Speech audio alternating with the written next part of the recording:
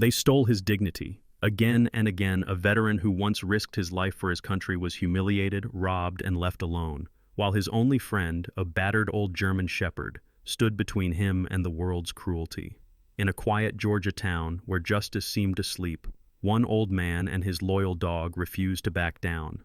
A crooked cop, a frightened community, and a hero with four legs who saw everything. What happened next will break your heart and make you believe in courage again. Before we start, tell me, where are you watching from? Drop your country in the comments. I want to see how far this story travels. And if you believe every soul deserves protection, if you believe animals are more than tools, that loyalty can outlast even fear, hit that subscribe button, because what you're about to hear will stay with you long after the story ends. Pine Hill, Georgia, in the slow light of early autumn, was a town where the oaks grew old and the sidewalks seemed to remember every footstep. The air carried a faint chill, hinting that another southern winter would soon draw close. Leaves, stubbornly green, were just beginning to curl gold at their edges. On Maple Avenue, not far from the crumbling town square, stood a small, weather-beaten house set behind a white picket fence, paint peeling, but the American flag above the porch always perfectly folded at dawn. Here lived John Carter, a 73-year-old black man, tall but stooped now, with weathered skin and iron-gray hair cropped short. His gait bore the memory of old wounds and discipline carved by decades of army service, his every movement measured and deliberate. John's eyes, once fierce beneath the brim of his uniform, now softened around the edges with the sorrow and patience of a man who had lost more than most, his beloved wife to illness, his son to a distant city, and so many brothers in arms to wars that nobody talked about anymore. Yet, each morning at 6 a.m., he still rose, pressed his pants, buttoned his shirt, and stepped onto the porch to salute the flag he had fought for. Most mornings, John was not alone. Beside him stood Max, a German shepherd whose black and tan coat had gone silver around the muzzle. Max was 10 now, eyes bright with a strange combination of wisdom and wariness, chest deep and strong, but a slight limp in his hind leg on cold days. Max was a dog that looked as though he'd seen as much of life as his master, and perhaps he had.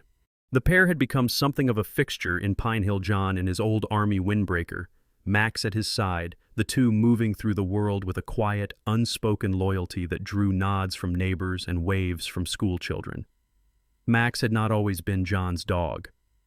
5 years ago, after John's wife Evelyn passed away, the house grew so quiet it hurt. It was Marcus, John's grandson, who found Max at the county animal shelter, a battered, half-wild German shepherd brought in by a construction worker who found him scavenging around a burned-out farmhouse outside town. The shelter volunteers called him Buddy, but he wouldn't answer to anything, would barely eat, and spent his days staring at the door as if waiting for a miracle. Marcus was the first to suggest his grandfather needed a companion, but John resisted at first. He had always believed that a man ought to endure his burdens alone. Yet the first time John locked eyes with Max really saw him, he saw not a lost dog but a soul adrift, haunted by memory. "Looks like you've been through some battles, old fella," John said. Max, who had ignored everyone else, crept forward, pressed his scarred head into John's shaking hand, and let out a sigh so deep it seemed to draw both of them back from the edge. The shelter staff asked what name they should write on the adoption papers. John thought of his old army friend, Maxwell Max Harding, a dog handler who had once saved John's life in a firefight outside Da Nang. Harding never made it home, but his dog, an enormous German shepherd named Ranger, did, and spent his last years lying at Harding's mother's feet. With a soft smile, John said, "Call him Max, for a hero." That day, 2 survivors found their home again. Their routine over the years became sacred.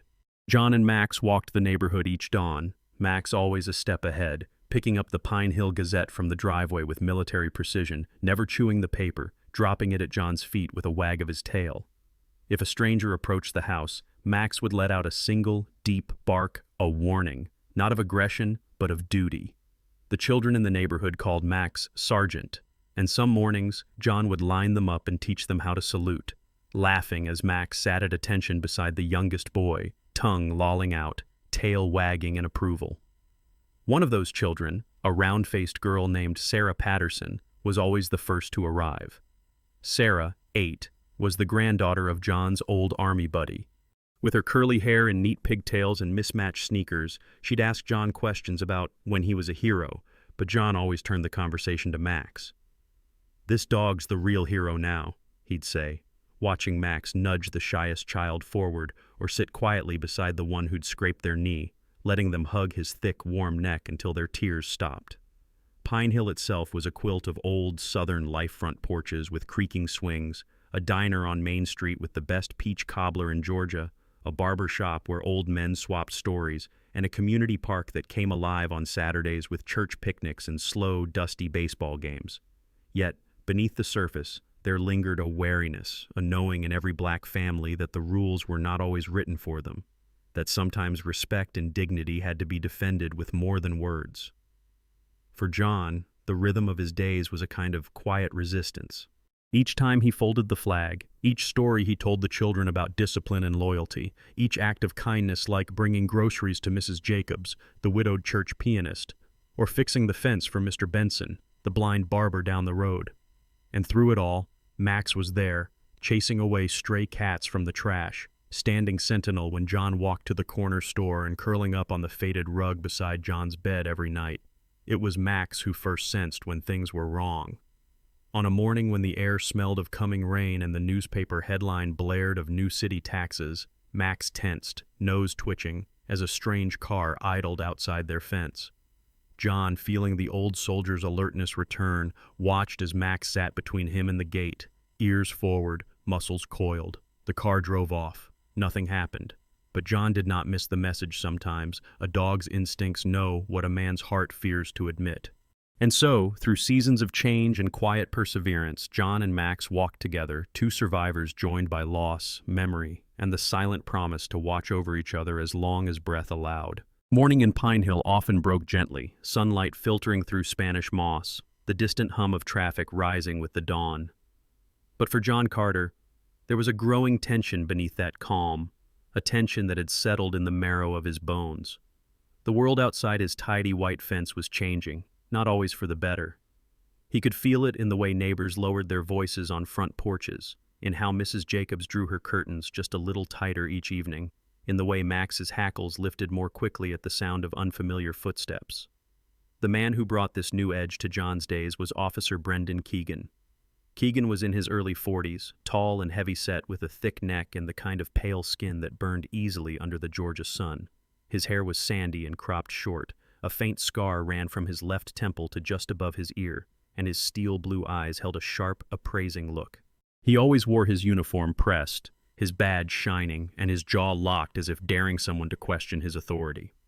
Around town, Keegan was known for his rigid sense of order and his quick temper, especially when dealing with Pine Hill's black residents, a fact that everyone knew but few dared to discuss openly.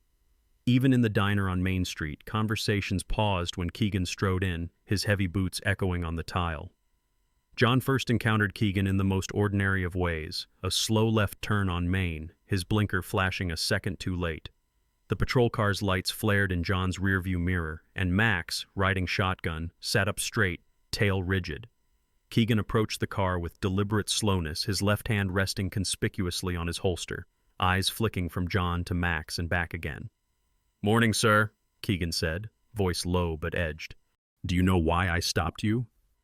His words were measured, almost rehearsed, but his gaze lingered on John a heartbeat longer than necessary. Max let out a low growl, not loud, but unmistakable. John apologized politely, handed over his license and registration, and endured a long, silent wait while Keegan inspected the paperwork, finally issuing a warning with a tight-lipped smile that didn't touch his eyes. John drove away, his hands shaking imperceptibly on the wheel, Max pressing close as if to absorb his unease. It was only the beginning.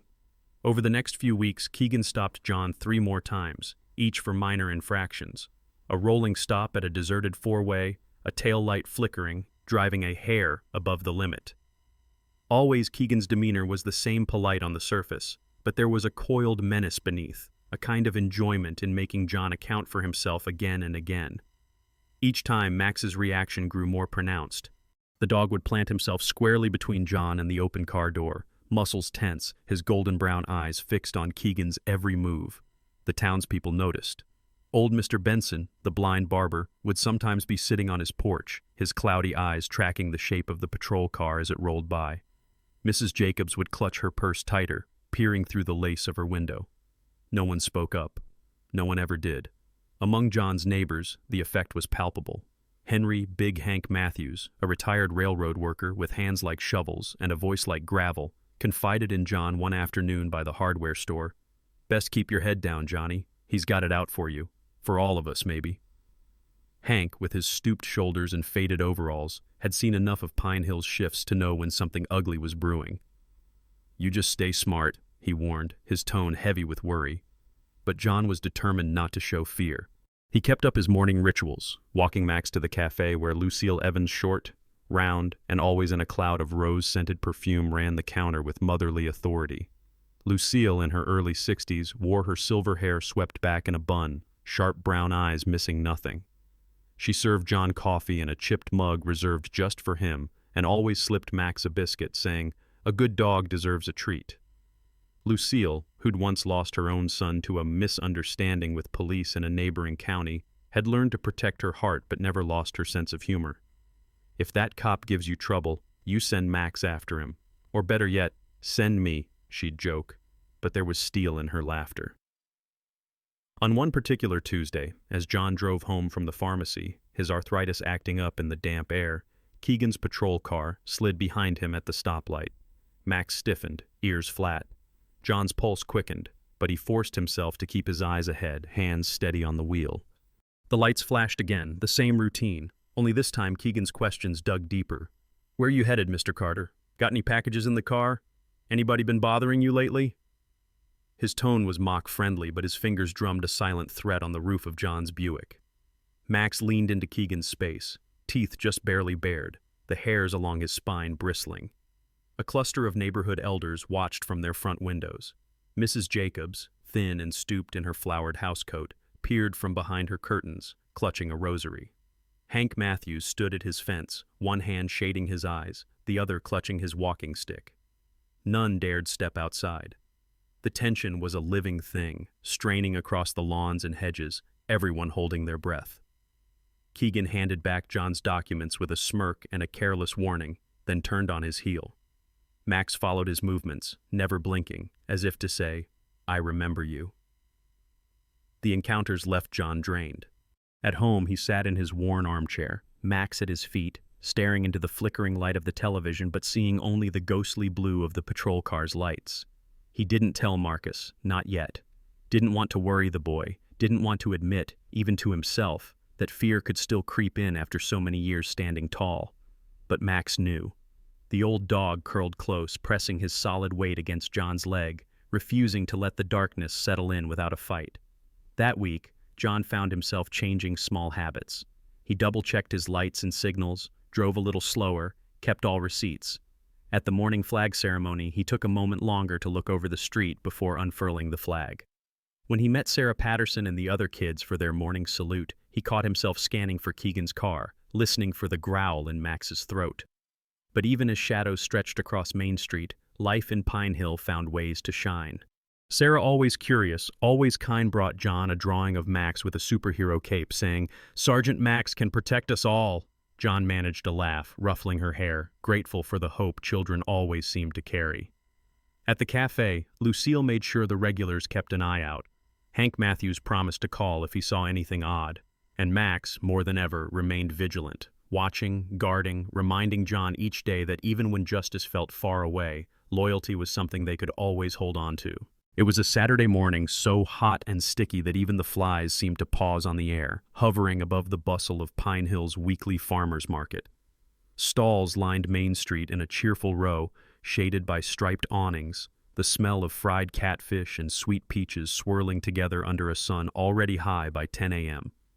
John Carter, crisp in his pressed khaki shirt and dark slacks, walked slowly past the produce, Max at his side. The dog's gait was alert, proud, tail sweeping just above his hocks, nose twitching at the mingled sense of humanity and summer. John tipped his cap to familiar faces. Miss Claudette, a stout church elder in a yellow dress, waved from behind a table of collard greens. The Bennett twins, gap-toothed and always giggling, begged Max for a handshake, which he solemnly provided.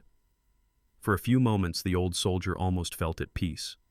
That peace shattered with the shriek of a siren and the abrupt flash of red and blue lights. Officer Brendan Keegan's squad car rolled right up to the curb, tires biting the loose gravel, the badge on his chest glinting like a warning. He stepped out with an authority meant to be noticed, broad-shouldered, uniform immaculate, mirrored sunglasses hiding his eyes. The crowd's chatter dulled. The market seemed to lean in, uncertain and wary. "Step aside, sir," Keegan's voice boomed, louder than necessary. "Let's see your license and registration." John's heart thudded, but he kept his voice measured. "Morning, officer. I haven't broken any laws." Max pressed close to John's thigh, muscles taut, ears pricked and forward. Keegan glanced down at Max, the barest flicker of annoyance crossing his face. "I'm asking the questions here. Out of the vehicle, both of you." As John moved with stiff dignity, Max circled him, inserting his body between John and Keegan. The dog's hackles rose, a deep, chesty growl rumbling in his throat. Keegan, perhaps emboldened by the audience, became theatrical, patting John down for contraband while narrating his actions in a loud, clipped tone. A hush had fallen. Children shrank behind their mothers' skirts. Elderly men pulled their hats down over their eyes. But there was movement by the bakery stall. Elena Reyes, 28, a slim, quick-handed woman with dark curls and sun-browned skin, lifted her phone and began filming. Elena was well known for her cinnamon rolls and sharp tongue. She'd once chased off a group of teens who tried to steal from her. That day, she wore a flower-stained blue apron over a faded t-shirt, gold hoop earrings catching the sunlight as she focused her lens. Elena's voice was steady but soft as she whispered into her phone, "This is what's happening in Pine Hill." She swept the camera over Max, who, aware of being watched, paused his growling to glance directly into the phone, ears back, lips pulled in a silent snarl. The effect on camera was electrifying. Max seemed to be guarding not just John, but all who watched, a silent sentinel against injustice. The crowd's reaction was a mixture of fear, curiosity, and resentment. Some whispered, "It's just how things go around here. Don't get involved." Others shook their heads, anger sparking in their eyes. A middle-aged black man in work overalls, Mr. Otis Clark, muttered to his wife, "Ain't right. Same old Pine Hill, some things never change." But nobody stepped in. Some looked away. Others clutched their children and edged backward, wary of attracting unwanted attention. As Keegan finished his search, finding nothing but a bottle of arthritis pills and an old dog biscuit, he straightened and stared John down, voice hard as concrete. "You're free to go this time, but keep your nose clean, old man." He stepped back into his cruiser, wheels spinning as he pulled away. The spell broke. Conversations restarted, but the tone was different, hushed, uneasy. Elena quickly uploaded her video to Facebook and Instagram, captioning it, "Is this justice?" She wiped her brow, frustration and fear mixing in her dark eyes. Though her post didn't go viral, drowned out by bigger news perhaps, or stifled by local gossip, it still made a ripple in Pine Hill's digital pond. Comments rolled in. "There goes Keegan again." "I'm so sorry, Mr. Carter. That dog's got more backbone than the whole town." One comment in Spanish simply read, "Resiste, abuelo." That evening, as the cicadas buzzed their song under the eaves, Marcus Carter sat at his desk in a cramped dorm room at Georgia State. Marcus, 21, tall and slender with his grandfather's strong jaw and a perpetually furrowed brow, was in the thick of second-year law school, tired, stubborn, quick to defend anyone he thought was being wronged. He'd inherited his mother's almond-brown skin and his father's analytical mind, and tonight he was supposed to be studying tort reform when Elena's video, shared by a Pine Hill acquaintance, flashed across his phone. Marcus watched, frozen. He saw his grandfather, hunched but proud, trying to hold his ground, and Max circling, defending, making himself bigger than he was. Marcus felt his hands clench. The old anger flared, a childhood spent watching his family play it safe, never cause trouble, and still be treated like suspects. He immediately called John. "Granddad, are you okay? I saw what happened. You can't let this keep going." John, weariness in his voice, tried to downplay it. "Just the usual, son. Nothing we can't handle." But Marcus pressed, "No, sir. This time it's different. There's proof now. I'm coming home next weekend." Meanwhile, Max, curled up at John's feet as the evening shadows lengthened, seemed to sense the weight pressing on his owner's chest. He nuzzled John's hand, then, as if on cue, rose and padded to the door, sitting at attention, ready to stand guard through the night. The next day at the market, talk still simmered. Some praised Elena for her courage, others warned her to be careful. Lucille Evans, the cafe owner, brought over a free peach pie and a worried look. "Don't let them wear you down, Johnny. And you," she added, bending to scratch Max's ears, "you keep doing what you do best." Max's tail thumped softly, eyes wise and unblinking. Sunday morning dawned cool and gray over Pine Hill, a gentle rain tapping at the porch as John Carter waited, hands folded, for his grandson's car to pull up. Marcus Carter arrived just after sunrise, tall and narrow-shouldered, his face serious behind black-rimmed glasses. He was wearing a worn hoodie and faded jeans, his thick, close-cropped curls damp from the drive. When he stepped out of the car, Max was the first to greet him, trotting across the grass and nuzzling Marcus's hand, tail wagging in wide, confident arcs. It was obvious the old dog had taken a special liking to this young man, a silent understanding passing between them from the start. Marcus grinned and bent to scratch Max's grizzled ears. "Hey, Sergeant," he said, using the nickname the local kids had given Max. "Ready to do some real work?" Inside, John poured coffee into 2 chipped mugs and set them at the table. His hands were steady, but his eyes flickered with old anxiety. He was still uneasy from the events at the market, the stares, the clip online. Marcus pulled up the video on his phone, showing his grandfather how the incident had spread. "It's not just about you, Granddad," he said quietly. "This has been happening all over town. Look at Mrs. Hargrove. She had to sell her medication to pay a bogus ticket. She's not the only one." John's jaw tightened. Mrs. Hargrove, his neighbor for almost 20 years, was a tiny woman with a halo of white curls and eyes that could see straight through a lie.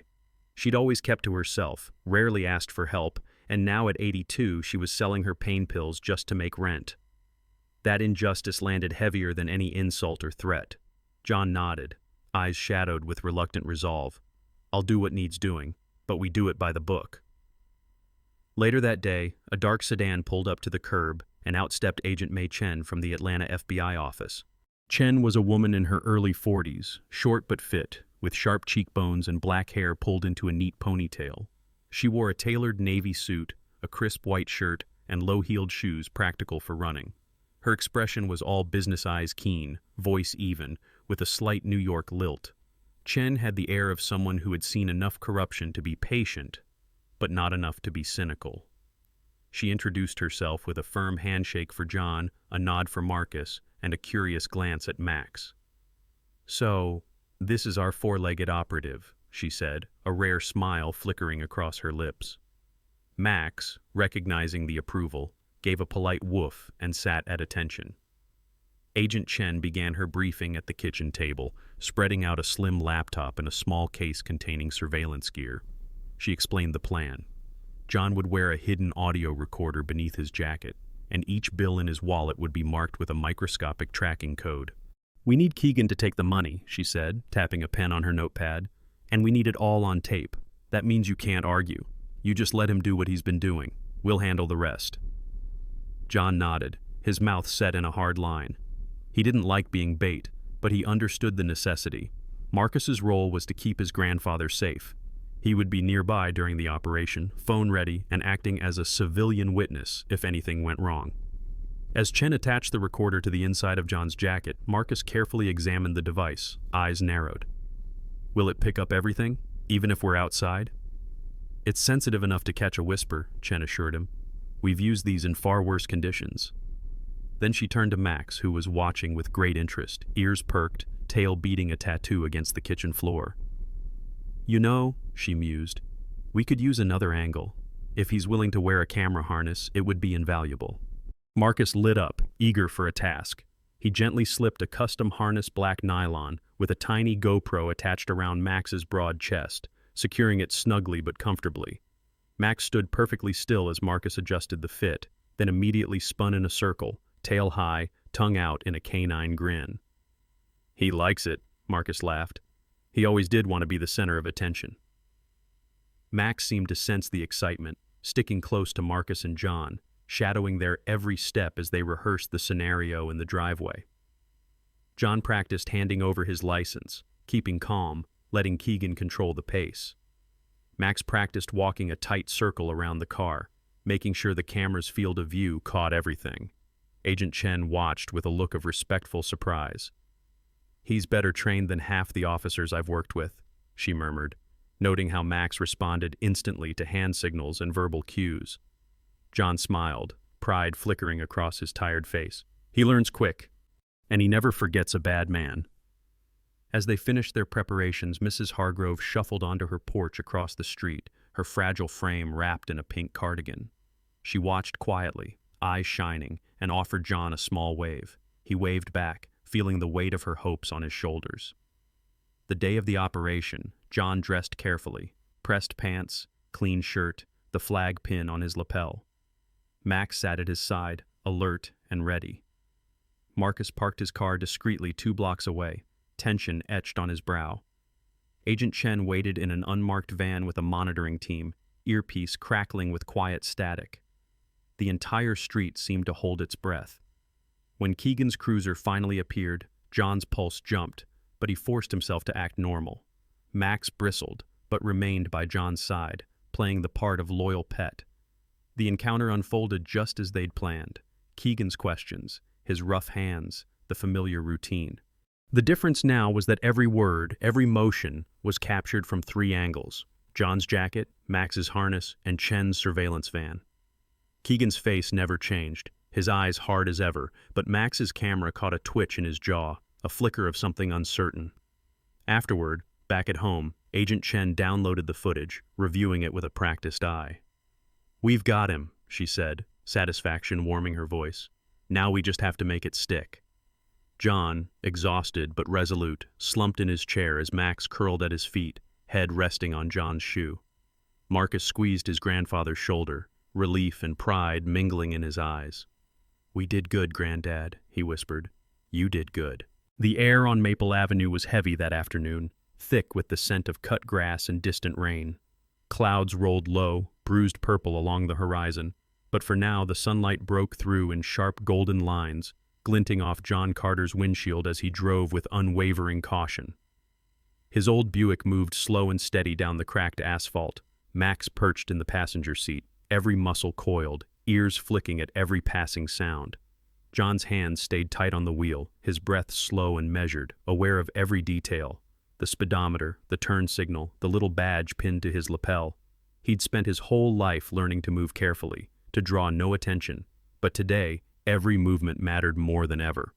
In the back of his mind, John could still feel the weight of Marcus's parting words. "Trust the plan, Granddad. Don't do anything out of the ordinary. Let Max do what he does." Marcus himself was watching from the end of the block, phone in hand, heart pounding. In a white utility van parked farther down, Agent Chen and her team monitored the feeds from John's recorder and from the tiny camera now affixed to Max's harness. Inside the van, Chen's posture was taut with anticipation, eyes flicking between monitors, a cup of coffee growing cold at her elbow. As John turned onto Maple, a young boy sat on the stoop of a faded brick duplex, Jamal Evans, 10 years old, his knees scabbed from a summer's worth of rough play, his shirt 3 sizes too large. Jamal was an inquisitive child with big, thoughtful eyes and a habit of clutching a battered basketball to his chest. He was out of school for a teacher workday, watching the world pass by, invisible in the way only children can be. Jamal's grandmother, Miss Loretta, worked 2 jobs to keep him busy and safe, but on this day he found his entertainment in the comings and goings on Maple. The trap was set. John kept his car under the speed limit, stopping fully at each intersection, his signal blinking long before he made each turn. Max shifted beside him, head on the window, scanning the curb for trouble. It didn't take long. Within minutes, Keegan's patrol car slid up behind them, lights flashing in the rear view like silent lightning. John felt a chill race down his spine but forced his shoulders straight. Max let out a single low woof, not of fear but warning. Keegan approached with his usual swagger, broad shoulders set and mouth a flat line. He wore his mirrored sunglasses despite the clouds, the glint masking his eyes. "Afternoon, Mr. Carter," he drawled, the edges of his words sharp. "License, registration, and step out of the car, please." John complied with the quiet dignity of a man who'd rehearsed this moment 100 times. Max slipped from the seat as John opened his door, immediately pacing a tight circle between John and Keegan, tail lifted, body tense but controlled. The harness's tiny camera captured everything. The twitch of Keegan's mouth, the practiced flick of his hand as he reached for John's wallet, the subtle way he leaned in close, voice dropping so only John and the recording could hear. "You don't want trouble, old man. Do what I say, and I'll let you go." John didn't answer, just handed over the marked bills as instructed. Keegan's fingers snatched the money with a speed that betrayed habit, no hesitation. Max, sensing the threat, widened his circle, occasionally glancing at the patrol car as if ready to sound the alarm. Keegan shot the dog a look of disgust, but could find no reason to act. "Get that mutt under control," he spat. John simply murmured, "Max, stay." And the dog froze, eyes locked on Keegan with the steady, unblinking gaze of an old soldier. Across the street, Jamal had stopped dribbling his basketball. He watched, wide-eyed, as the scene played out. The sight of Max, so composed yet so vigilant, stuck with him. Jamal's own father had once told him that real bravery wasn't loud or showy, but patient, a lesson Jamal was witnessing in real time. Back in the surveillance van, Agent Chen's team whispered excitedly as the video streamed in. The recorder picked up every word of Keegan's threats, every rustle of cash. The team clipped the video, marking timestamps, cataloging evidence. When Keegan finally handed back John's documents, minus the cash, of course, and barked out a warning, John nodded, kept his voice steady, and quietly thanked the officer for his time. Keegan stalked back to his cruiser, tires spitting gravel, leaving John and Max on the shoulder beneath the bruised sky. John's hands trembled as he climbed back into the car, relief and anger swirling in equal measure. Max leapt into the seat beside him, tongue lolling, tail thumping softly against the upholstery. John reached into the glove box and pulled out a small plastic bag, fishing out a thick slice of leftover roast beef. "You earned this, old friend," he whispered, feeding Max the treat. The dog chewed slowly, gaze never leaving John, as if to say, "Mission accomplished." Jamal watched as the old Buick rolled away, and that night, at the dinner table, he told Miss Loretta everything he'd seen, down to the way the dog never flinched, never barked, just stood his ground. Loretta, tired but gentle, promised to remember the details, not knowing she'd one day be called as a witness for what her grandson had seen. That evening in the van, Agent Chen watched the recordings one final time before backing them up to the encrypted drive. She allowed herself a rare smile, turning to her team. "That's it. We've got him." Marcus, waiting at home, was the first to greet John and Max when they returned. He hugged his grandfather hard, then knelt to rub Max's head. "You did it, buddy, both of you." Max spent the rest of the night curled at John's feet, exhausted but content, his chest rising and falling in the safe haven of their old living room. The house was quiet, but something had shifted, a sense of hope threading through the silence. Outside, rain began to fall at last, a soft, steady drumming that washed away the day's dust. Pine Hill had always been a quiet place when the sun slipped behind the sycamores, streetlights flickering awake, cicadas fading into the hush. But after the sting on Maple Avenue, the town's familiar shadows seemed to lengthen, and danger crept where comfort once lived. For John Carter and Max, the old routines now carried a weight of caution, every sound in the night a question waiting for an answer. It started with the phone calls at first, a handful of rings in the dead of night. John would stumble from bed, answer, and be met with silence or the quick click of someone hanging up. Some nights the calls repeated, each one a needle in his nerves. Then came the rocks, sharp cracks in the glass, shards skittering across the wooden floors at 2 a.m. The first time, John swept up the mess with a steady hand, muttering prayers under his breath, Max pacing restlessly beside him. By the third time, even the neighbors noticed. Mrs. Jacobs, peeking through her blinds, left a batch of lemon bars on John's porch the next morning with a note, "For strength." Max's behavior changed too. The German Shepherd, already vigilant, grew more restless at dusk. He patrolled the yard with military focus, nose to the wind, paws silent on the dew-soaked grass. One night, as a thunderstorm gathered over Pine Hill, Max froze by the back gate, hackles bristling. A shadow flickered between the hedges. Max erupted in a volley of deep, rolling barks that rattled the screen door. John rushed out, flashlight in hand, and saw a figure tall, bundled in a hooded jacket bolt into the darkness, vaulting the fence and disappearing into the storm. When Marcus heard about it the next day, he drove home from Atlanta immediately. Marcus had his mother's fierce protectiveness and his father's methodical mind. He was frustrated at the threats, furious at the fear he saw gnawing at his grandfather's stoic exterior. "We can't just wait for something worse," Marcus insisted, setting up motion sensor cameras at the corners of the house, programming the feed straight to his laptop and Agent Chen's secure line. "We'll catch whoever's doing this," he promised, voice hard. Agent Chen sent a pair of agents for quiet protection.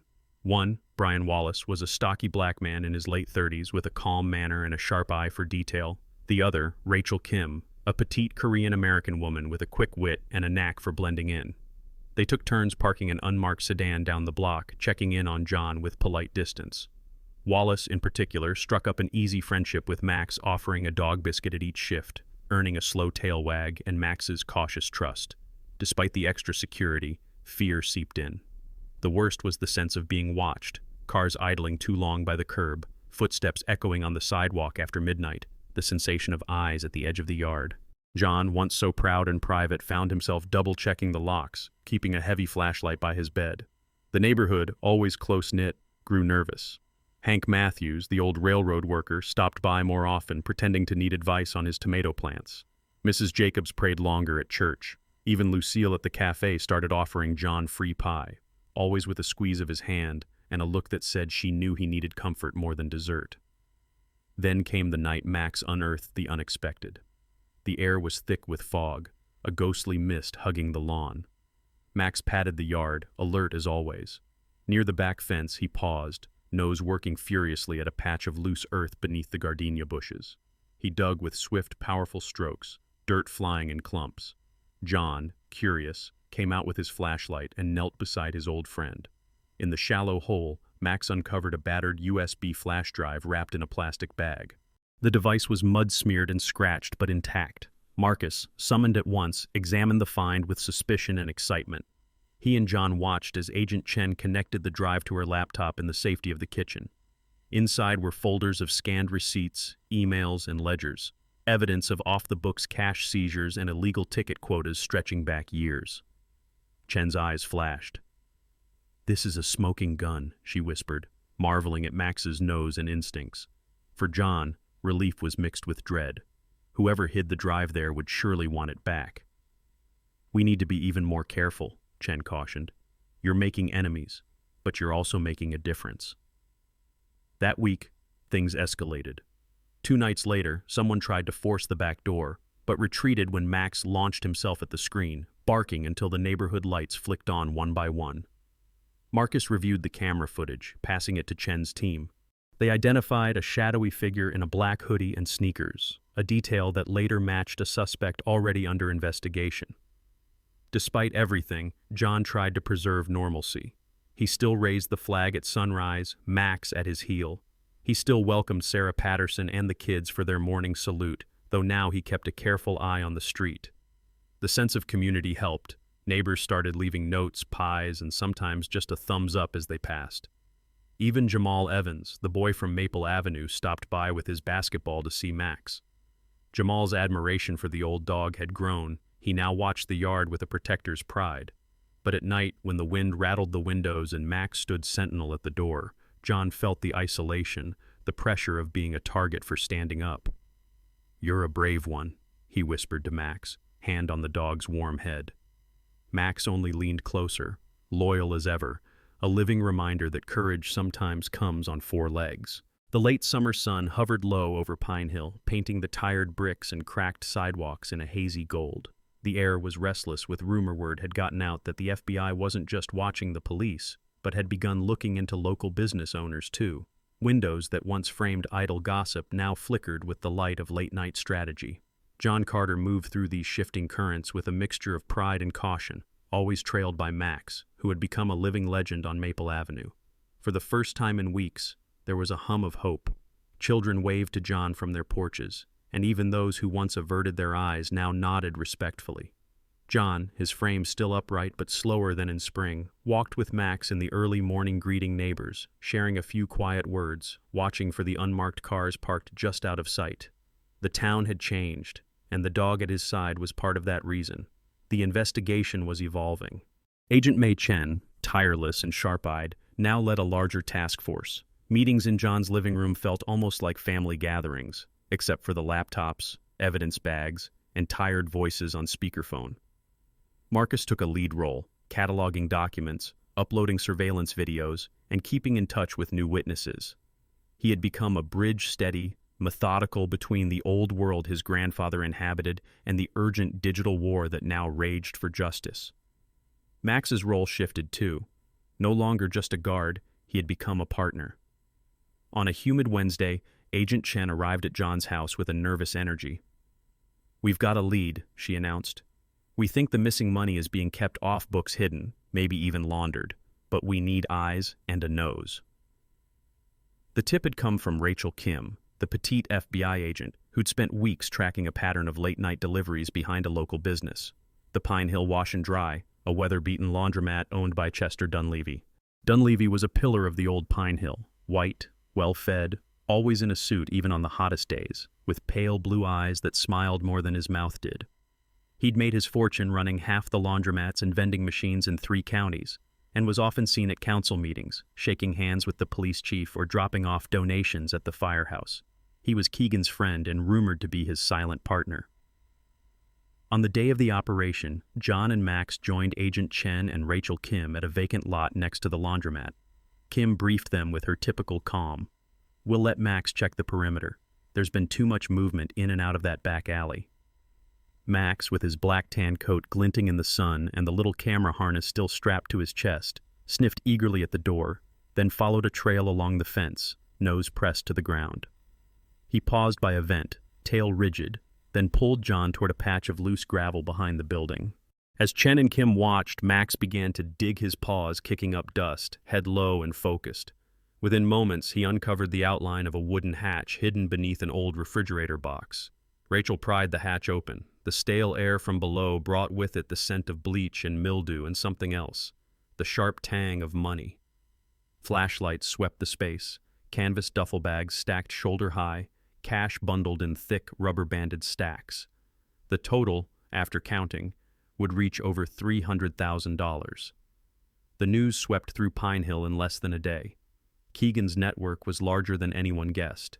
The evidence showed connections between Dunleavy, several junior officers, and a few council members. Now, as the dominoes began to fall, those who had been silent found new courage. One of the first to visit John was Mrs. Addie Foster, a widow in her 60s with dark, weathered skin and a voice that rang out across any street. Her small grocery on the corner had survived every recession, every storm, and every petty shakedown, except the time she was forced to donate her day's take to a traffic cop. "I never thought I'd see the day," she told John, tears glistening. "That dog of yours, he's braver than most folks I know." She knelt to hug Max, burying her face in his fur, whispering thanks in a trembling voice. Not long after, a white SUV rolled up with Atlanta plates. Out stepped Samantha Lang, a local news reporter in her early 30s, tall, sunburned, with a long auburn ponytail and an easy, wry smile. Samantha had covered stories from house fires to school elections, but this was her first real big case. She greeted John warmly, notepad in hand, but her real target was Max. "May I?" she asked, kneeling in her crisp jeans and gently looping a red superhero cape over Max's broad shoulders. The sight made half the town come out for a look. Samantha interviewed John and Marcus, but gave most of her airtime to the dog showing his service medals, his calm beside strangers, the way he tolerated children tugging his tail. Her segment, Max, the hero hound of Pine Hill, went viral across Georgia, drawing calls from animal lovers and civil rights activists alike. For John, the recognition was bittersweet. He was grateful for the protection, the camaraderie, the pie left on his stoop each morning. But each new revelation, each new confession, also brought reminders of how long people had suffered in silence. Lucille Evans at the cafe hugged him, whispering, "They needed a hero. You gave them 2. Marcus smiled at the sight of Max's photo in the window of the hardware store, but kept his focus sharp. "This isn't over yet, Granddad, but we're not alone anymore." That weekend, there was a celebration in the church basement. The choir sang gospel. Kids painted posters with Max's face and John's motto, "Stand tall, speak truth." Even Keegan's harshest critics now shook John's hand with respect. Max slept under the main table, a tattered red cape as his blanket, dreaming of days when danger was just a smell on the breeze. Autumn in Pine Hill arrived with a crispness that sharpened colors and filled the air with the scent of fallen leaves and sweet, distant smoke. The whole town felt changed, as if a great storm had passed and left behind a new sky. In the county courthouse, a stately red brick building with worn marble steps and high-arched windows, the most important trial in Pine Hill's memory was underway. The pews in the main courtroom were packed, elders in their Sunday best, teenagers craning for a look, reporters scribbling in every corner, and the humming quiet of hope so new it almost hurt.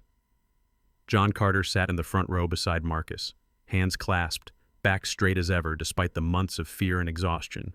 His suit was freshly pressed, his shoes shined. His face showed lines deeper than last winter, but also a dignity that radiated from his calm, dark eyes. Beside him, Marcus, now with a few more laugh lines and a new badge on his lapel. He'd been accepted for an internship at the Georgia Center for Civil Rights, could not hide his pride. Max, now gray-muzzled and a little stiff in the hips, lay at John's feet with the quiet patience of a dog who'd earned his rest, his eyes bright and alert, tail thumping softly every time someone greeted him.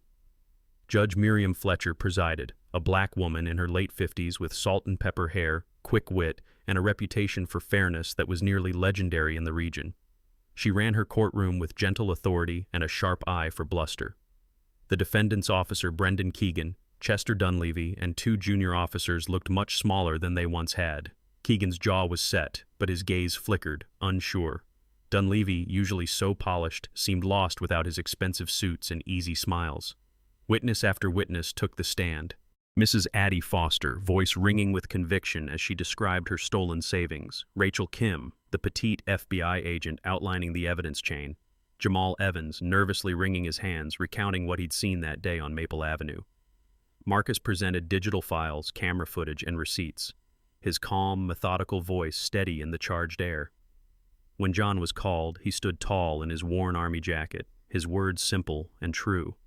He looked at Judge Fletcher, at the packed benches, at Marcus, and finally at Max, who lifted his head as if listening to every word. "I only ever wanted to live with dignity," John said, his voice steady. "For my neighbors, for my family, for this town." But it was Max who stole every heart. Samantha Lang, the Atlanta reporter, had arranged for him to be present. When his name was mentioned, the bailiff officer Tisdale, a barrel-chested black man who'd always snuck Max extra treats, grinned and led the old dog to the front. Max sat obediently at John's feet, head held high. Someone in the audience whispered, "There's the real hero," and laughter, tinged with tears, spread through the courtroom. When the verdicts came, the relief was electric, guilty on all major counts. Judge Fletcher's voice was measured but resolute as she sentenced Keegan and his associates to prison and ordered the seizure of their assets. Dunleavy's businesses were forfeited, and the court established a community restoration fund monies earmarked for rebuilding, grants, and support for those most harmed. The crowd wept, cheered, and even the reporters dropped their notepads for a moment to applaud. Marcus hugged his grandfather, overcome, while Lucille Evans bustled through the crowd with slices of pound cake, pressing them into grateful hands. Hank Matthews thumped John on the back, and Mrs. Jacobs, with trembling hands, handed Max a slice of ham wrapped in wax paper. For the first time in years, John allowed himself to lean into his friend's warmth. The whole town seemed to breathe easier. That weekend, Pine Hill celebrated. The church bells rang and the cafe offered free peach cobbler. But the most lasting mark was left on the crumbling wall along Main Street, where local artist Tamika Bryant, a short, broad-shouldered woman with a ready smile and paint under her fingernails, led the children in creating a mural. The artwork spanned the whole block, John standing tall in his army jacket, Marcus beside him holding a folder of evidence, Max in his red superhero cape, chest out, eyes shining. The mural read, "Truth stands tall," and under it, in small letters, the names of every neighbor who'd spoken out. In the months that followed, the mood of the neighborhood changed. More people greeted each other. Storefronts got fresh coats of paint. Old wounds began to heal. John and Max kept to their morning walks, John moving a little slower now, Max pausing often to catch his breath, but always eager to greet the young heroes, Sarah Patterson, Jamal Evans, and every child who'd left a handprint on the mural. Max, though old, would still leap awkwardly onto John's lap if a kid called out, "Hero dog," from across the street. John would laugh, his deep baritone ringing over the newly hopeful town.